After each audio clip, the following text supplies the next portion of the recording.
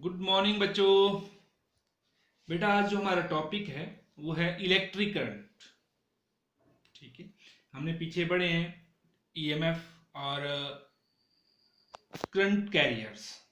ठीक, तो हमने पढ़ा है बेटा, जब भी जो करंट कैरियर्स होते हैं, ठीक है, जो सब एटॉमिक पार्टिकल्स मतलब एंटिटीज, जैसे चार्ज एंटिटीज होती हैं, जब वो एक डेफिनेट डायरेक्शन में फ्लो करते हैं दे कंस्टिट्यूट इलेक्ट्रिक करंट। तो करंट तो आपको पता है, ठीक है।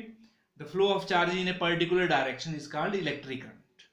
और अगर हमने इसको मैथमेटिकली मेजर करना है या क्वांटिटेटिवली मेजर करना है तो इसको डिफाइन करते हैं बेटा हम, the rate of flow of charge through any cross section of the conductor in particular directions. कि कितने चार्ज, कितने कोई भी चार्ज कितने टाइम में कितना फ्लो कर रहे हैं, मतलब charge per time, charge flowing per second बोल सकते हैं आप इसको, through any cross section of the conductor. किसी भी कंडक्टर के क्रॉस सेक्शन से कितना चार्ज फ्लो कर रहा है एक सेकंड में, और वो भी एक पर्टिकुलर डायरेक्शन में, उसको क्या बोलते हैं बेटा हम, इलेक्ट्रिक करंट मैथमेटिकली। तो इलेक्ट्रिक करंट क्या होता है, total charge phloem upon time taken. मान लो बेटा क्यू चार्ज फ्लो किया कितने टाइम में, टी टाइम में, तो एक सेकंड में कितना चार्ज होगा, चार्ज अपॉन टाइम। तो आई, और करंट को बेटा, इलेक्ट्रिक करंट को हम आई से लिखते हैं सिंबल से, I current flowing through the circuit electric current, तो कितना आएगा, charge per time, charge upon time. तो ये लेकिन बेटा जनरली क्या होता है, जो करंट होता है वो स्टेडी नहीं होता है, थोड़ा फ्लक्चुएट कर देता है, अप डाउन कर देता है। तो हम इसको instantaneous value of current measure करते हैं। तो हम मान लेते हैं बेटा, मान लो डेल्टा क्यू चार्ज फ्लो किया, स्मॉल चार्ज फ्लो किया कितने टाइम में, इन टाइम डेल्टा टी। तो करंट आपको पता है चार्ज अपॉन टाइम, तो चार्ज कितना सपोज किया हमने, डेल्टा क्यू, और टाइम की डेल्टा, तो चार्ज कितना आएगा, करंट कितना आएगा बेटा, charge upon time, charge phloem upon time taken. और मान लो ये डेल्टा टी जो वेरी वेरी स्मॉल है, मतलब delta T approaches to zero, तो जो करंट होगा यही चीज क्या बन जाएगी बेटा, D Q by D T. तो जो ये इस करंट को कैसे बोलेंगे बेटा, फिर हम इसको first derivative of charge with respect to time. And charge कौन सा, that are flowing through the any cross section of the conductor in a particular directions. Clear. तो इलेक्ट्रिक करंट को हम कैसे डिफाइन कर सकते हैं, current through a conductor at any time is defined as the first derivative of charge with respect to time passing through any cross section of the conductor in a particular directions. ये था बेटा। अब बेटा जो charge के जो SI, जो current के जो एसआई यूनिट होते हैं वो क्या होते हैं बेटा, एम्पेयर। इसको हम एम्पेयर नाम है साइंटिस्ट का, और यूनिट है और सिंबल कैपिटल ए यूज करते हैं बेटा। तो एसआई यूनिट एम्पेयर, और सिंबल कौन से सिंबल से लिखते हैं, कैपिटल ए से लिखते हैं, ए। अब जो करंट को हम 1 एम्पेयर कब बोलेंगे बेटा, करंट को 1 एम्पेयर कब बोलेंगे, जब करंट 1 एम्पेयर है तो चार्ज कितना फ्लो करना चाहिए बेटा, इसके भी ऐसा यूनिट 1 कूलम, और टाइम कितना चाहिए 1 सेकंड में। तो current is said, current flowing through the conductor, ये current flowing through any cross section of the conductor is said to 1 ampere if 1 coulomb of the charge is flowing through the conductor in 1 second. ठीक है, through any cross section of the conductor. अगर किसी भी cross section, conductor के cross section से 1 coulomb charge flow करता है 1 second में, तो उस करंट को क्या बोलेंगे बेटा, 1 एम्पेयर। तो पता लग गया, current through a conductor is said to 1 ampere if 1 coulomb of the charge is flowing per second through any cross section of the conductor. और हमें पता है बेटा 1 कूलम में कितने इलेक्ट्रॉन्स होते हैं, 6.25 इंटू 10 रेज़ पावर 18 इलेक्ट्रॉन्स होते हैं। तो मतलब इतने इलेक्ट्रॉन्स फ्लो करेंगे 1 सेकंड में। तो जब इतने इलेक्ट्रॉन फ्लो करेंगे 1 सेकंड में तो क्या बनाएंगे बेटा, 1 एम्पियर। क्लियर। अब बेटा आता है आगे, अब ध्यान देना, मान लो ये कंडक्टर है बेटा, और इसमें इसके दो एंड में हमने पोटेंशियल डिफरेंस अप्लाई किया V सपोज करो, और ये सेल का सिंबल है, ये हाई पोटेंशियल और ये लो।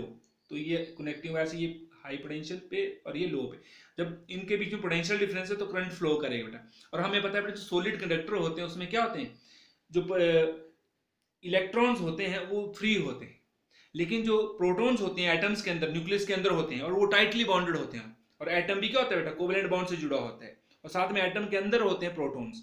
तो वो प्रोटॉन्स क्या होते हैं, दे आर नॉट फ्री, तो वो मूव नहीं, they are unable to move. तो सिर्फ क्या होते हैं यहाँ पर, इलेक्ट्रॉन ही मूव करते हैं बेटा। और हमें पता है इलेक्ट्रॉन कहाँ से कहाँ मूव करते हैं। देखो यहाँ जब हमने पोटेंशियल डिफरेंस अप्लाई किया तो ये पॉजिटिव नेगेटिव, तो यहाँ पर इलेक्ट्रिक फील्ड सेटअप हो गया बेटा, यहाँ पर इस तरफ को। ठीक है, तो अब इलेक्ट्रॉन कहाँ मूव करते हैं, opposite to the direction of electric field. अब ध्यान देना है, जब इलेक्ट्रॉन कहाँ मूव करेंगे, यहाँ से नेगेटिव से पॉजिटिव चार्ज मतलब, और नेगेटिव मतलब low potential to high potential. Energy तो अब आपको बताया मैंने कि एनर्जी तो यही होगा बेटा कि high potential energy to low potential, चाहे वो जो मर्जी चार्ज हो। लेकिन जो इलेक्ट्रॉन होते हैं, जब पोटेंशियल बोलेंगे तो इलेक्ट्रॉन कहाँ से कहाँ मूव करते हैं, from low potential to high potential. और positive charge high potential to low potential, और एनर्जी तो वही होगा दोनों के लिए, high potential energy to low potential energy. तो इलेक्ट्रॉन बेटा यहाँ से इधर को मूव करेंगे। जब इलेक्ट्रॉन इस साइड को मूव करेंगे due to this potential difference, तो क्या होगा बेटा, जब इलेक्ट्रॉन सारे के सारे इलेक्ट्रॉन इस डायरेक्शन, एक पर्टिकुलर डायरेक्शन में मूव करें तो क्या कंस्टिट्यूट करेंगे बेटा, इलेक्ट्रिक करंट। और वो क्या इलेक्ट्रॉनिक करंट बोल सकते हैं उसको, ठीक है। लेकिन जो कन्वेंशनल डायरेक्शन होती है, जो हम बाय कन्वेंशन मान, कन्वेंशनल डायरेक्शन ऑफ करंट, जो कन्वेंशनल डायरेक्शन है बेटा करंट की, जैसे हमें पता है हीट कहां से कहां फ्लो करती है, high from a body which is at high temperature to the body which is at low temperature, ठीक है। पानी कहां से कहां फ्लो करता है, high potential to low potential. तो उसी कन्वेंशन को ध्यान में रखते हुए यहां पर बेटा हम जो डायरेक्शन है कहां से लेते हैं, मतलब जिस तरह को पॉजिटिव चार्ज कहां से कहां मूव करता है, high potential to low potential. तो जिस तरह को अगर पॉजिटिव चार्ज फ्री होता है मूव करने के लिए, और जिस तरह को पॉजिटिव चार्ज मूव करना करेगा अगर फ्री है तो उस डायरेक्शन को क्या मान लेते हैं madam, conventional direction of current.